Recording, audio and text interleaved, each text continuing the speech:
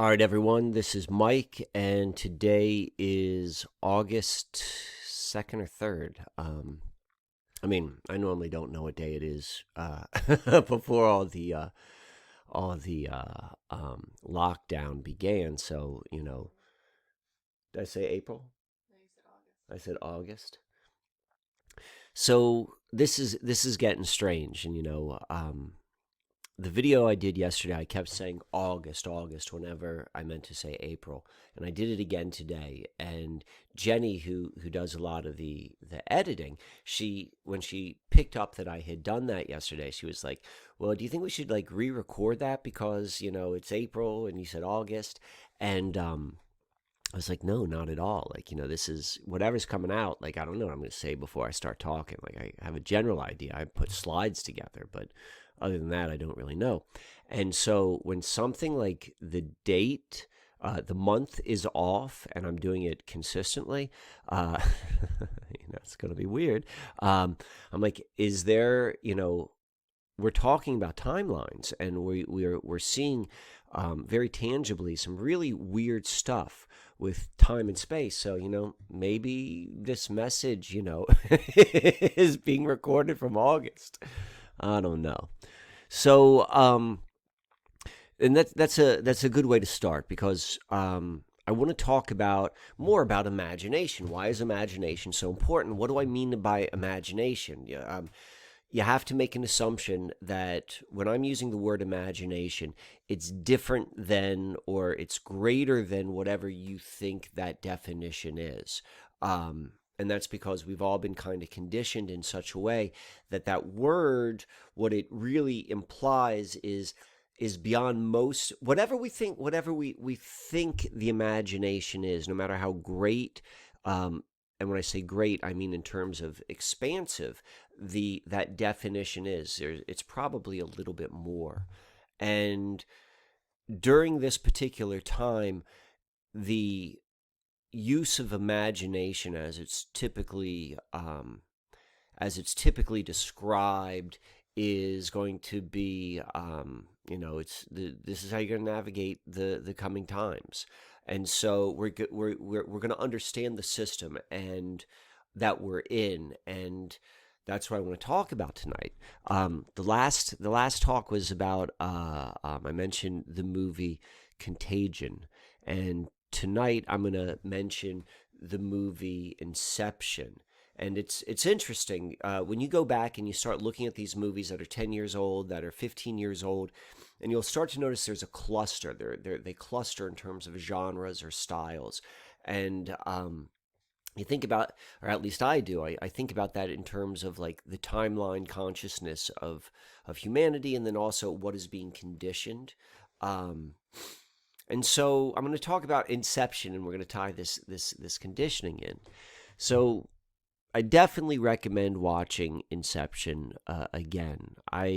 My memory of seeing it, I know I've seen it like probably 2 times, and I remember I actually saw that in the movie theater. I saw it by myself. I went in the middle of the day and I saw it. I knew that there was something in that movie that I needed to see, for whatever reason. And I remember leaving the movie being like, I think I kind of got it. Like I know I liked it, but I don't think I really understood like the whole story. It was a convoluted plot for me, and it was hard for me to really like string it together. And that's uncommon. Like typically I come out of a movie, even like one which deals with like different with complex plots and timelines, like yeah, like I can sort that up in my head. But I had trouble with Inception. But I just recently saw it again, and it's making more sense to me. And so the most important part of the film, I would say, is when the main character, this Leo DiCaprio character, he begins training a young woman, like 20 years old. The Leo character is like 30 something, I would say. And he's teaching her how to do what they do. So if you're unfamiliar with Inception, what they do is the idea is that people are able to hack into your dreams. And they don't just hack into your dreams. what they do is they are able to create a false dream state, like a false, like kind of like uniformed environment, which is where people dream, and then they are able to put in their dreaming consciousness, but it's like lucid dreaming. Like the guys who are doing this purposefully, they are doing it and they know what they're doing, so they're conscious in this dream state and they understand they're working in this dream state. And then the target has usually been kidnapped and they're put under a certain sedative, a very specific sedative, which allows them to remain stable while being deep asleep. And so that's the kind of like the nature of what they do. So what we want to think about this, or the takeaways from this part, is like, one is that there's a natural dream state. Like there is a natural dream state. We all dream. And that it is also possible to create artificial dream landscapes. And from the dreaming perspective, the dreamer does not recognize the difference. And we're going to get into that a little bit deeper in a moment. But the point of all of this is this movie, and I'm seeing this with many films done by Christopher Nolan. Like, if you know how to look at them, you know, they're really passing on the storyline. Like when you take it literally, where you're like, okay, what are they communicating? Well, then, you know, you're like, okay, this is what's being passed on. So like, even though Hollywood is Hollywood is Hollywood, that doesn't mean that the trained eye cannot find truth in the films, and Christopher Nolan's work I find particularly good, and he deals with different things. He can communicate very, very complex ideas in a way which you can wrap your mind around. You don't you can understand it if you really think about it. And the reason why that's important is it's a mea culpa. You know, it's like, this is what you guys are all in. You know, we are the dreamers. And, you know, if at first when you hear that phrase, you're like, yeah, we're the dreamers. But we have to realize we don't know what the dream world means or dreaming means. Like, to come awake into the dream world is you have to realize that whatever you think you know, you don't know. And that's not like, or that's not like a metaphorical thing. Like, you really have to like be that honest with your thoughts, because what we can see from the movie Inception is the environment which we have been born into. So in Inception, they tell you how they build the environments and what they were trying to do in the environment, in Inception in particularly. So typically in the movie, it's about extracting information. So they would have a two-level dreamscape. So they would have like the initial dream, and then the person is supposed to come awake in the dream, and then they're like, oh yeah, you figured it out. And then there's like, they built that into it, but the person who's awake, they don't realize they're still dreaming. They think they are awake, but they're still dreaming. And so that's how they built the system, and that's how they're building the system. So we can look at our reality that way, that it's built with these multiple layers to kind of trap you. And it's really like, when you think you're awake, that in Inception, it's at the level 2 where they pull out your secrets, because in the level 2, what they'll do is they'll build a bank. And it's interesting, like, as you go deeper in levels, the significance or the grandness of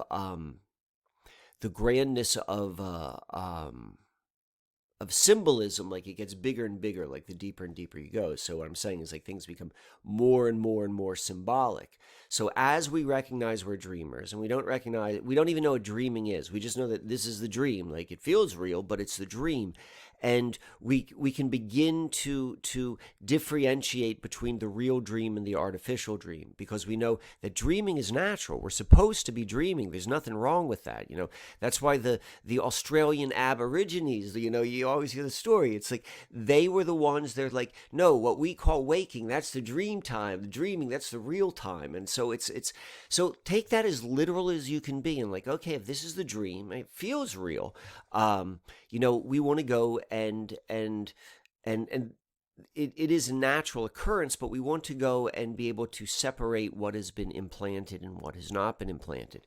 And movies and popular culture, for that whole matter, is one of the greatest ways of creating these layers upon layers of our dreams. So in the movie, so layer 2 is where they extract secrets, and they would build a safe, or like they would do like something which would be symbolic of where you would keep something hidden. And then in this shared dream, what happens is the guy Leo would go and break into the safe and then read the files that are in there. And just because of the nature of this, how the dream realm works, like the secrets a person has are they show up on the papers there, and it can be read in the dream, but because they were lucid dreamers, they were able to extract information. So this may sound like a little bit like, wow.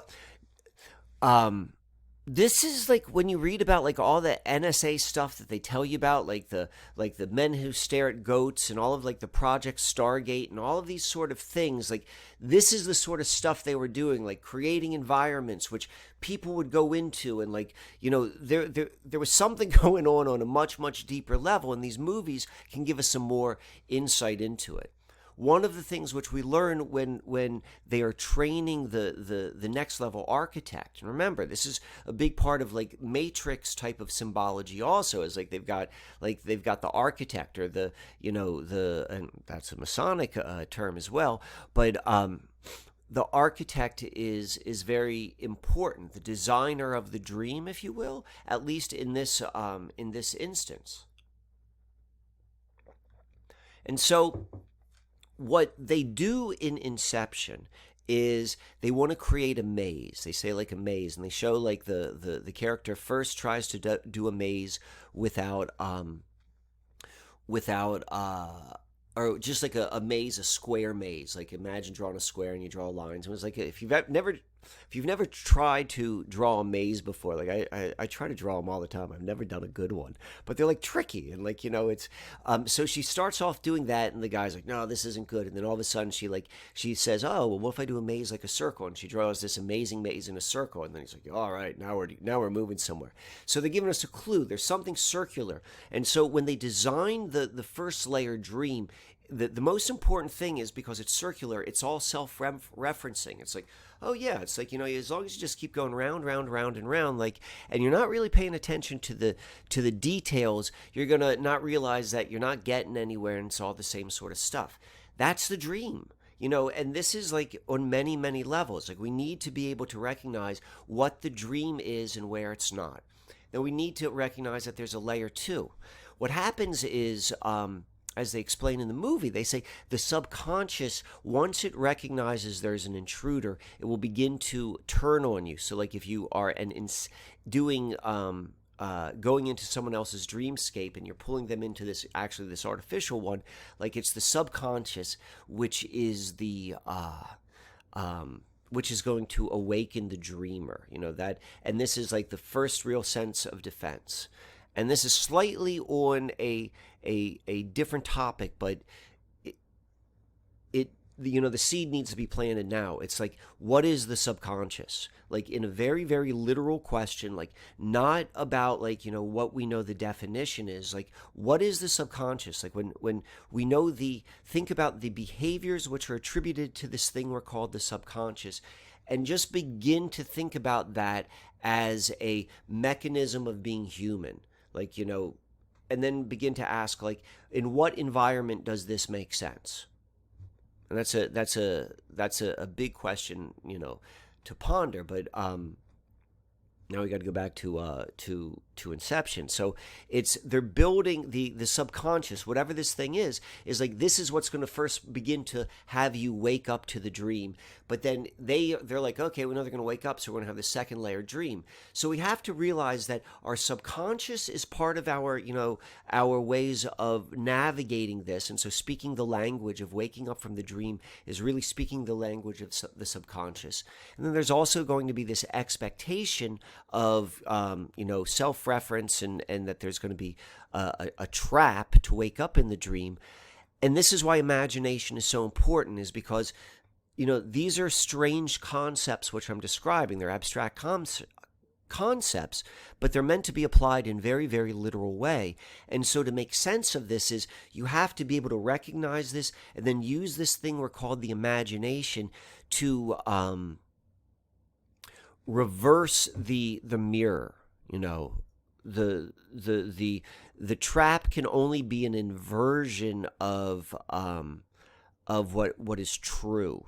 And so we that's going to be a nice way of navigating through this waking from the dream process. Because no matter where we are, if you're listening to this, you're in the process of awakening from the dream. And like, yeah, we've always been awakening from the dream. That's part of the human experience, but it's never been so uniform right now, and so that's why we can go back, and we've been given something to really understand these circumstances, and it's many, many levels. And so this movie Inception, so I've just talked about the first layer and then the second layer, and then they've got the third layer.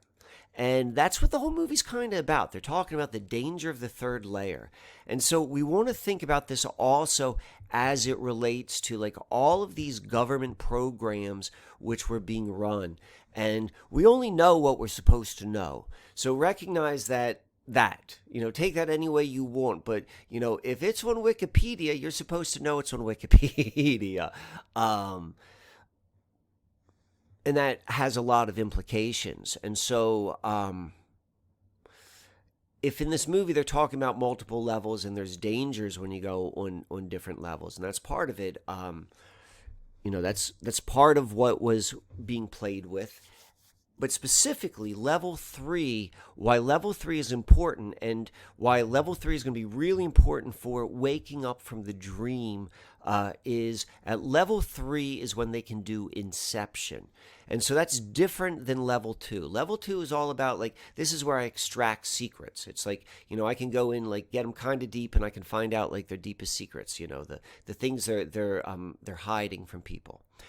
And if you go one layer deeper, though, you're now being active.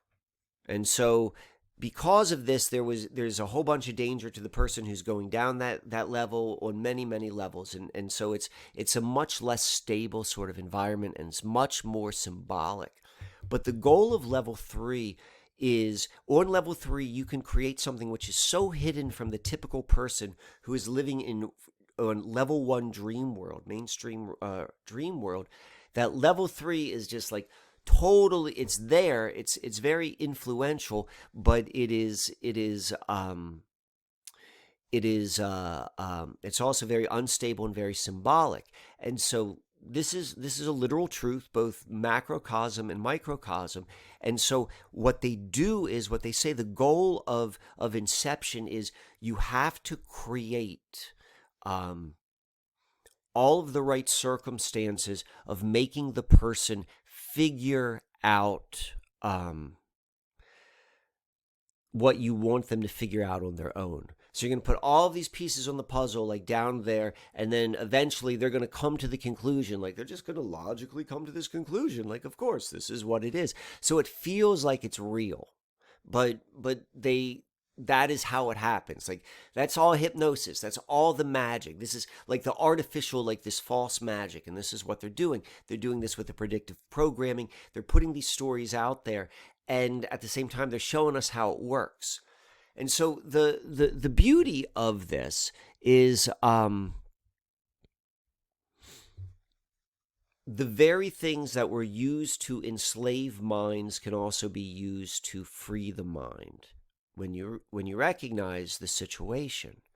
um and so, again, that's what this is all about. So to kind of like wrap up this Inception piece is, this is what has happened to all of us who are born in this culture, like born in this time, to varying degrees, and some of us probably more acutely than others, but everyone was affected, and it was designed to bring about people in a certain way, and there are multiple levels of to wake up from, but it's all seemingly an artificial system. It's an artificial system, and it's multiple layers. And then there's a little bit of danger when you wake up on the deeper level, and you learn to be able to see what the true dreaming is.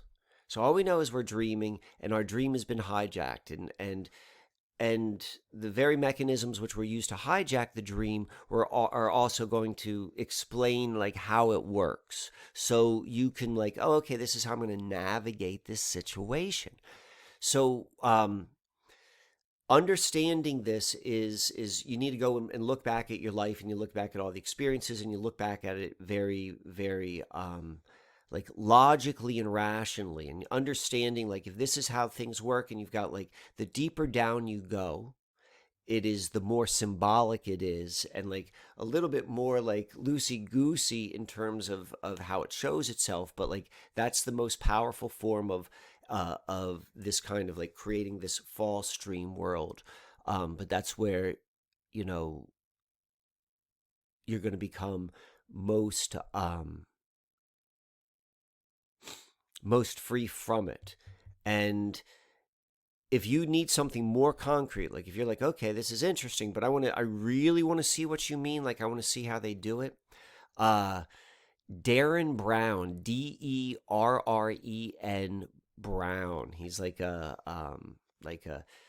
entertainer, primarily in the UK. Like he's kind of like a what you'd call a mentalist, and but he is also like he's still flirting with like, is this real magic or not? But his the show's shtick, and this is really, this show is really good.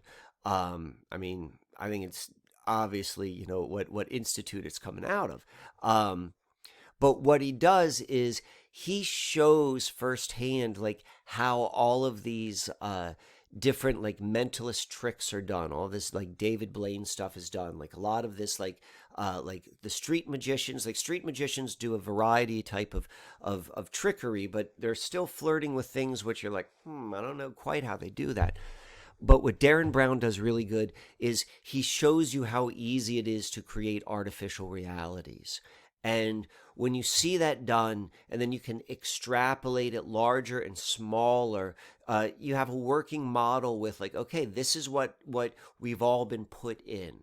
And this is like how well coordinated it is. And remember, layer one, and this is actually true, I think, with every layer, is they're circular. And so what that means is everything within that dream is self-referencing. So like, if you're getting like this feeling, and there are multiple levels, that like, okay, this is all subconscious feeling, something's not right, and then you kind of like look out, and you're getting like this self-reflection back, like, no, everything's okay, this is how we've always done it, or whatever the reassurance which is coming from like the majority, or the majority of like your feedback, like that's like circular reference. And so it's set up like that. And so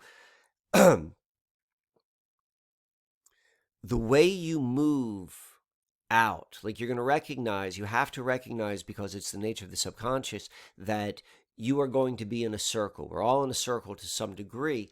And particularly the ones which we're aware of. We're like, okay, I know I'm still like limited into a certain level of reality, because you know what?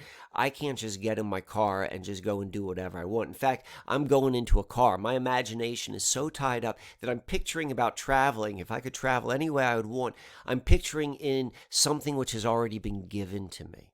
And so this is when imagination comes in, because imagination is what's going to give you the ability to sense, feel, see, imagine what the real dream is. You can see things in the artificial dream, which are just the inversions. And so the imagination is what is the mechanism which allows you to free flow and rationally reverse engineer, if you will, what the level 3 reality is creating. So, all right. So I'm going to go and I'm going to do a little bit into my own dream. And I'm going to do this and just like, we're all part of this. We're all part of this dream. And I was given a time capsule like a couple days ago. I found an accordion folder, which had a whole bunch of my stuff from like 15 years ago. And I was a very different person 15 years ago. In fact, I sometimes have a difficult time remembering, like I've got pictures in my mind of what that time was. But, it's hard for me to remember it being that. So I have memories, and I got this time capsule. I found this old accordion file, and had all sorts of stuff, a whole bunch of notebooks. And I went through and I read all this stuff, which was significant enough in my life to write down a notebook. Then I found some other keepsakes, and so this right here, where is it? I'm gonna do this. All right. This right here. So this is a, let's make this even bigger. This is the front page of a intra-company, like within a company, magazine from a company I worked at. And you could see this is June 2000. And the company was called Telligent. And this is the front page, and it was Telligent People in Progress. Telligent Telecom Ventures initiate point-to-multipoint link in Argentina. So, like, this is the type of company I'm working at, This was 20 years ago. This is almost, this was probably exactly 20 years ago now, because this is June 2000, and I'm going to show you. The reason I have a copy of this magazine is because I was the centerfold that month. This was me. But I'm going to work up to that. But that was literally, if this was June, if this issue was June 2000, and I'm the centerfold, probably that picture was taken like 2 months, 3 months, 4 months in advance, which was probably right around April 2000. This is April 2020 right now. So this is a really interesting experiment, which what we're doing right now. And when I say experiment, I'm not planning this, but this showed up in my in my person, in my property, and then I'm going through this and it's lined up perfectly. So get a load of this. So this is what, and I remember working this company. Like, I'm not implying that I don't remember working this company, but I'm looking at it with fresh eyes.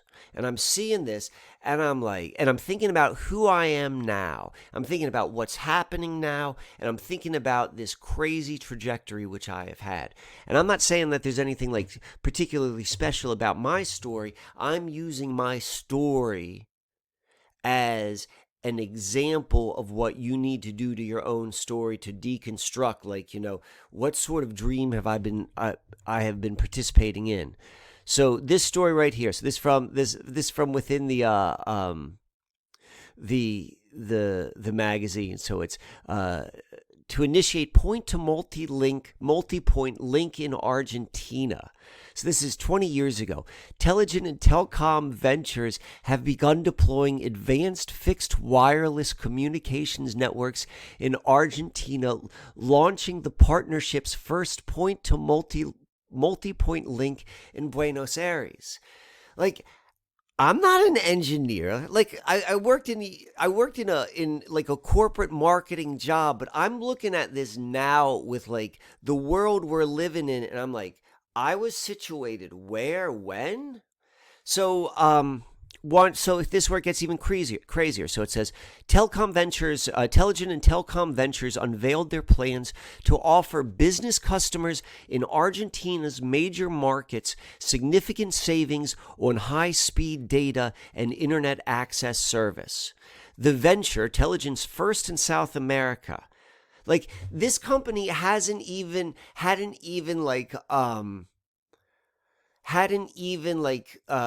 started billing full-time customers. Like this company was so friggin' wild. Like we built out an entire wireless network 20 years ago, with 5G on the 5G network, and then we were in Argentina. We're literally building in the infrastructure in Argentina before we even had one like paying customer in the United States, and then just goes poof. So this is nuts. Okay. So the venture, Teligent's first in South America, marries Teligent's advanced smart wave communications technology. What the hell was smart wave communications technology? With radio spectrum 24-25 gigahertz band that has been licensed to the affiliates. So this is it. 24 gigahertz. 24 gigahertz. This is where this is part of. It is part of 5G. So obviously this was technology 20 years ago. As the story goes, Teligent disappeared. It just went bankrupt. It was like literally like, the biggest company, $1 billion of funding, and then poof, like just with all these other companies, the technology didn't work and just went away. And so 20 years ago this month, you could see right here, the focus of product marketing, Teligent it's the inside of the magazine. All right, so focus on product marketing. We see this month, meet mkwann, product manager for dedicated internet access. I was like 27 years old right there. Oh my God, that's just funny to look at that. But what's insane is the work I did before that, I was in charge of this project. I was like a project manager, and it was called license protection. So this company, Teligent, was granted all of these licenses for the spectrum of wireless frequency, which they were able to get for free. And the reason why they were able to get it for free is there was no technology that knew how to take advantage of it. And so it was basically just sitting there, and some technologist, if you will, it was, I don't remember exactly how it happened, but they figured out a way how to make this technology work. And then that began what was this fixed wireless network, which was 98 to 2000 companies like Teligent, Windstar. There are a handful of companies that use variations of what we're now calling 5G technology. And I was working at one of these companies. So this is the story. So we were given license. We petitioned for license, and we were given licenses with like a 5-year, maybe even longer than that. There was a deadline for when the license would expire, and what the language said was like at this date, if there was not at least one paying customer utilizing the frequency, the license for this particular frequency in this particular market, well, you'll give it back to us. So the company's business plan was to literally roll out like 15 markets all at once, like major city markets. And then that's where the 99% of all of the emphasis was going. But then this behind the scenes, all of these, like that might have been a small number, but there's a much larger number. I think it was a total of like 88 different markets, which Teligent had the license to those markets. The ones which were like secondary and tertiary markets, like, places like Scranton, Pennsylvania. I mean, I don't recall if Scranton was one of the places or not, but it was all of these, like, that type of market where, like, of course, we're not going to say no to it, or maybe there was a reason why each one of those companies or markets we got. Nonetheless, my job was to ensure that each one of these tertiary markets had at least one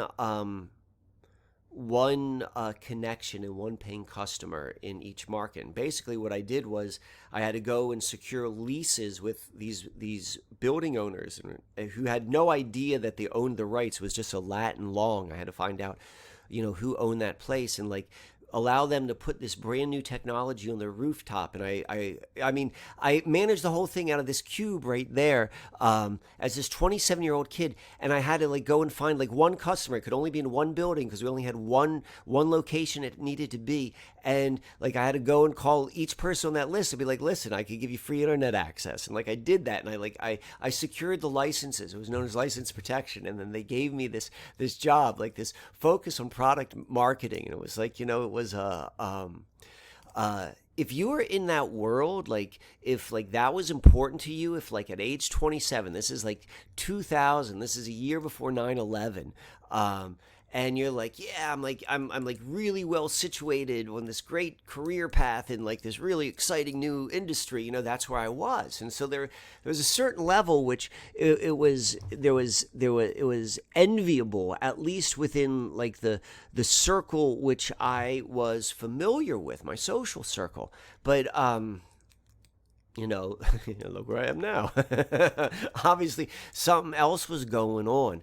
But the point of all of this is, like, somehow I was connected to, like, I'm thinking about how I think now. And if I were to go and see this story on someone else, I'd be like, all right, what's going on? Now, the question I have is, like, is this my dream? All right. So, here's where it gets really weird. So I did that, and I think I lasted. It was right after. No, I left Telegen. I went to another company, a UK-based company with cable and wireless, and then that was my last. That was when I left, right when I turned 30, right on my Saturn return. That was the last time I ever had, like, a corporate job. Like, it's the last time I ever had a steady paycheck. Age 30. I mean, people think I've been insane ever since then. So going back to Telegen, here's the last thing, which is really crazy. So there's me. So do I have a picture of this in here? I thought I did. All right.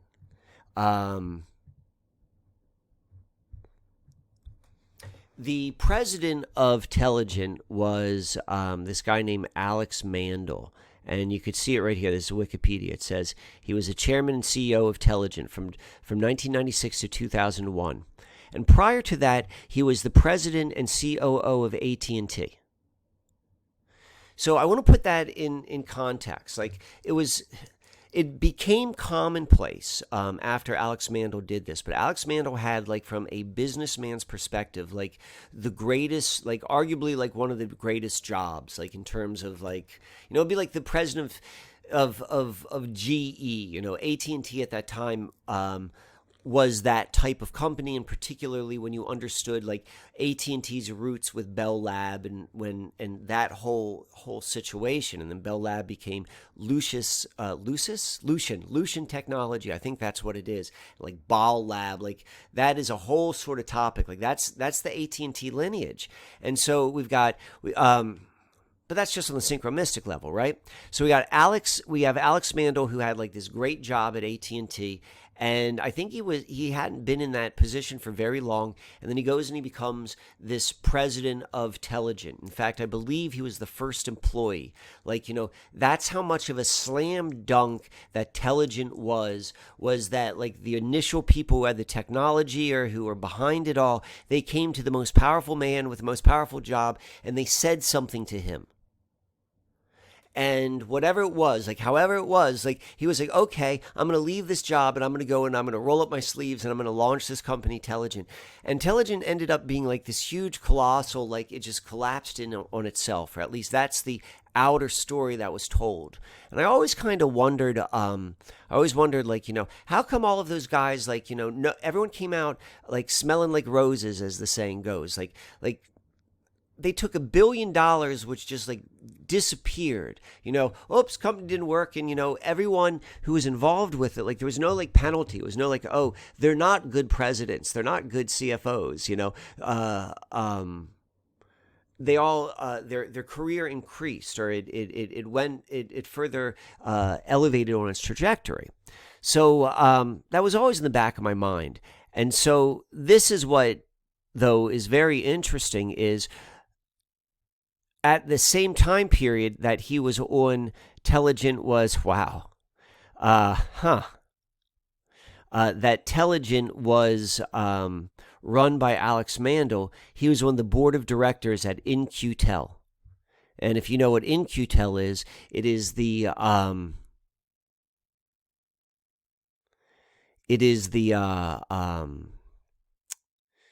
the investment arm of the CIA.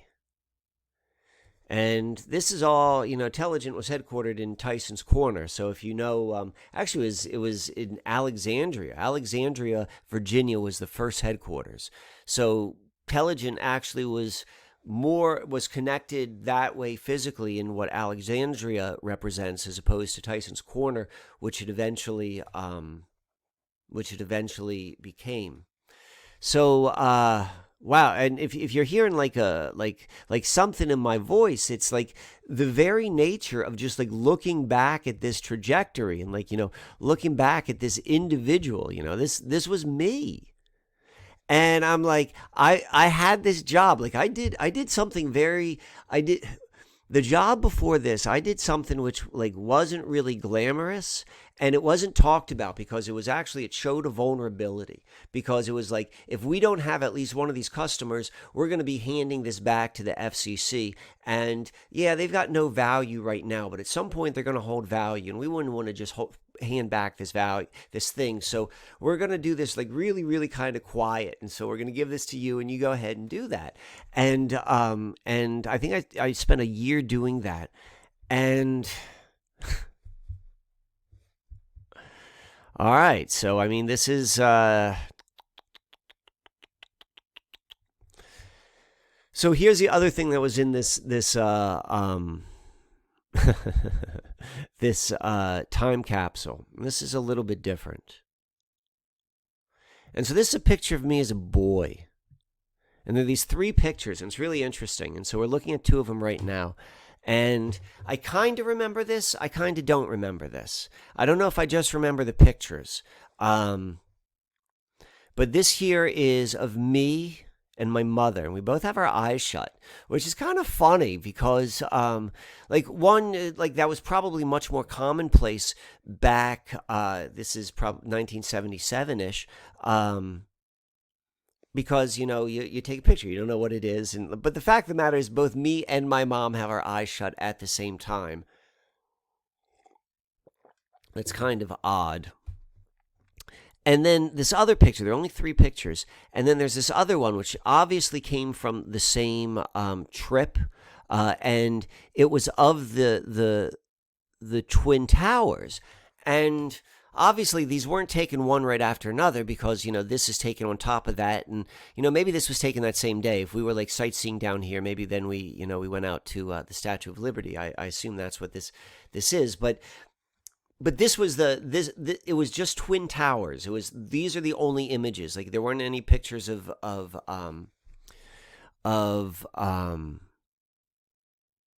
like the Statue of Liberty or anything else, which would be, I think I remember going to FAO Schwartz.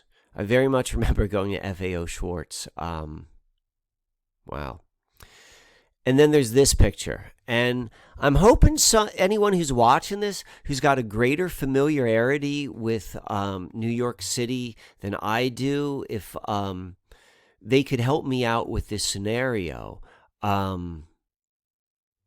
This certainly looks like it looks like the plaza between the 2 World Trade Centers. This is one building, this is one building. And then we have this right here. Then you have me right there. There's my mom. There's someone right here. Let's see if I can make that any bigger.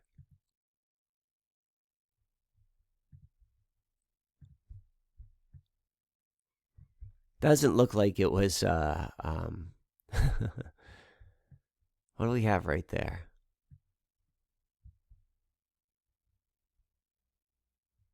So this says something right there. So this, it appears to me to be the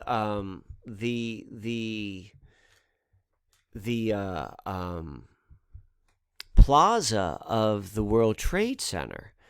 But when you go or at least when I did, when you go and you look at, all of the images of the World Trade Center before September 11th, 2001, like they look different. Like you can see right here, well, one, I mean, the most obvious is like you could see there's this circular fountain with the sphere, and there's been a lot said about the sphere in this fountain. Like I'm familiar with it, and is this somewhere else? Is this between two other towers? Like I want to know what the history of this is. And then when I'm looking at this relative to these pictures, I don't know if this is the same proportion. Just looking at this, the amount of space between the recessed space on this one column right here, like where it meets the ground, it seems like it's almost all recessed with like a little bit of this, there's depth to it on this column, and this column seems to be done differently, or these columns don't seem to be. They seem to be different. I don't know. Maybe it's the same thing. Maybe there was a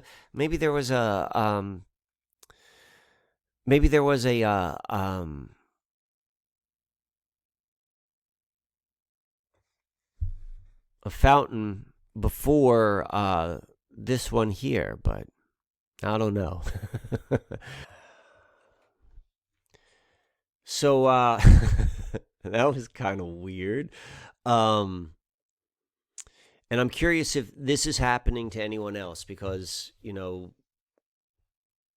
you're watching this is a collective experience. So I'm talking about awakening from the dream, and I mean that on every level, on my dream, on your dream, the collective dream, and figuring this out.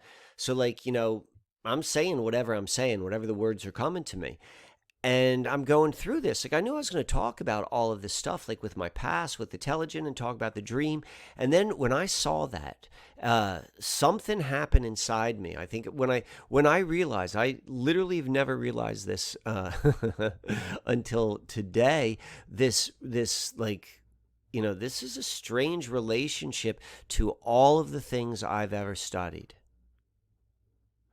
And what you saw or all the things that I study now, excuse me. And so it's like, again, if I was to see that on the outside world on someone else, like I know what the dissection which my mind would do. So I have to do that to myself. And when I started doing that, I was like, this is awakening from the dream. And so my sense is, start to go and do that in your own life. Start to see that in your own life, this awakening right now.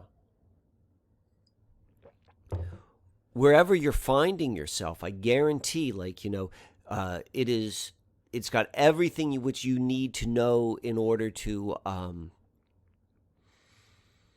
awaken from the dream, to use the imagination, to understand what's going on. Because if you don't, you're playing in someone else's dreamscape. That's what's happening right now. A dreamscape is being casted upon is being casted upon, if you're seeing it, it's being casted upon you. So it's like, this is how you navigate such a scenario. So if you want more, I would definitely recommend more research into your own history, look at your own background, map out your story, map out your astrology, and use it with use it as your own tool to allow you to wake up from the dream. Because as you saw from me, just like kind of live on TV here, it's like, it doesn't matter how many times you've seen something or thought of something, like, word at a time. And when you have this understanding of, like, this is literally what they do, this is what Inception's about, they're telling you this is what's happening to you.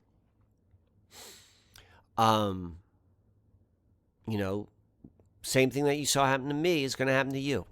You could find out more about mind exercises at Susquehanna Alchemy, the Subscribe Star page, and you can learn more about the astrology with Starboard session, which you can find at susquehannaalchemy.com. Until next time, this is Mike.